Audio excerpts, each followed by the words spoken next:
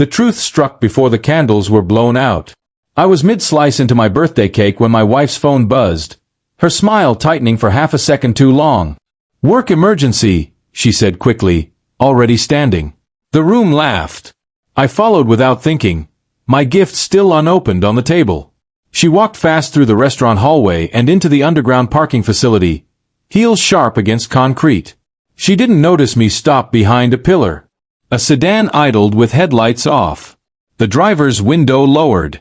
A man leaned toward her. Familiar, intimate. Her ex. The one she said vanished years ago. She laughed softly, the sound echoing wrong. I stepped forward, knocked on the glass, smiled, and felt nothing. "She's all yours now," I said calmly. "Enjoy paying for the house you'll never live in." Then I turned back upstairs, leaving them frozen inside my birthday silence. I returned to the table, apologized for the interruption, and paid the bill while my friends joked about age and candles. My wife reappeared minutes later, breathless, claiming the call was stressful. I nodded and made a wish I'd rehearsed privately. I already knew everything. Months earlier, I'd noticed unexplained transfers from our joint account. I traced them quietly, carefully. Her ex was drowning in debt, refinancing disasters stacked like dominoes. She thought she was rescuing him using our house. What she didn't understand was the clause buried in paperwork she rushed me through. Default didn't mean foreclosure. It meant ownership transfer. Sole ownership. To me. I'd confirmed it with an attorney last week. Tonight wasn't discovery. It was execution. Timing mattered more than confrontation. Lies adapt when challenged. Truth waits. I smiled through dessert, knowing gravity had finally been aligned, and everything heavy was about to fall exactly where it belonged. The fallout began before sunrise. Her ex called first, shouting, demanding explanations. My wife followed, crying, accusing me of betrayal. I stayed silent. At noon, the lender contacted him. Missed payments triggered immediate enforcement. The house was seized under terms he never read. He arrived screaming at the driveway, waving threats. I handed him the documents. His anger collapsed into confusion. It was never his house. It wasn't even hers. Police escorted him off the property. She arrived moments later, panicked, begging. I told her calmly that I'd known about the affair, the money, the meetings. I'd waited because truth works better when it's documented. She asked how long. I said long enough. By evening, detectives called. Loan fraud. Falsified income. Co-signed documents. They wanted statements. I gave them everything. No edits. No drama. Justice doesn't need performance.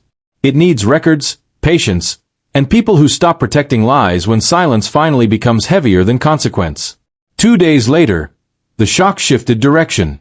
Detectives returned, not for him, but for her. She wasn't arrested immediately, but questioned for hours. Emails she never deleted told the whole story. He went to jail first. She followed weeks later. I sat alone in the house, candles melted, cake untouched. I expected anger. I felt relief. During questioning, my attorney confirmed I was clear. I wasn't complicit. I was insulated by truth. The house remained mine. Friends asked how I stayed calm. I told them patience isn't passive. It's active restraint. It's choosing silence until it becomes leverage. Watching everything collapse felt unreal, like observing a controlled demolition from a safe distance. The structure had been hollow long before it fell. I didn't push it. I stepped back and let gravity finish the job. Some endings don't explode. They lock, quietly, with finality that can't be appealed or undone. Court moved fast. Her ex pleaded guilty. She tried to fight, then folded. The divorce finalized without speeches or apologies. I kept the house, then sold it at a profit. I thought the story ended there. I was wrong. During sentencing, the judge referenced a sealed report filed months before my birthday. An anonymous tip about suspicious late-night transactions in the parking facility. It wasn't mine. A parking attendant had noticed patterns. Cars meeting nightly, documents exchanged. He reported it. Systems were already moving before I followed her that night. I wasn't the architect. I was the final confirmation. Justice didn't depend on my pain. It depended on alignment. That realization stunned me. My moment wasn't vengeance. It was punctuation. When everything ended, no one clapped. The courtroom emptied. I walked outside lighter, realizing some outcomes don't belong to us. We just arrive when they're ready to happen, and step aside when truth finishes its work. Recovery wasn't dramatic. It was quiet mornings and therapy appointments. I learned how trust erodes slowly, then all at once. I moved into a smaller place downtown, closer to work, closer to myself. One afternoon, a letter arrived from her. No apologies. Just regret. I didn't respond. I stopped replaying the garage moment. It wasn't victory. It was clarity. Friends asked if I regretted not confronting her earlier. I said no. Confrontation gives liars time to adapt. Silence gives truth room to surface. I started running again. Cooking again. Laughing without checking phones. The birthday that should have broken me recalibrated everything instead. I stopped measuring time by anniversaries and started measuring it by peace. Justice didn't restore my marriage. It restored my agency. That mattered more. Healing wasn't forgetting. It was trusting my instincts again without needing proof to justify them to anyone else ever again, including myself, for the first time in years. Months later, I ran into the parking attendant at a grocery store. He recognized me first. We talked briefly. He said he reported what he saw because something felt off. He never knew the outcome. I thanked him. Walking home, I understood the real ending.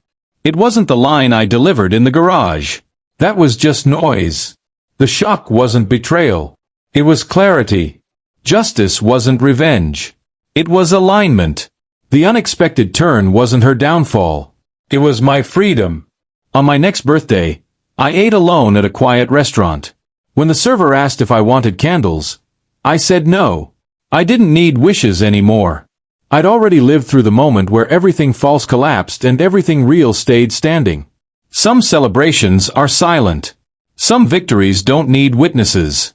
And some endings, once seen clearly, don't close doors.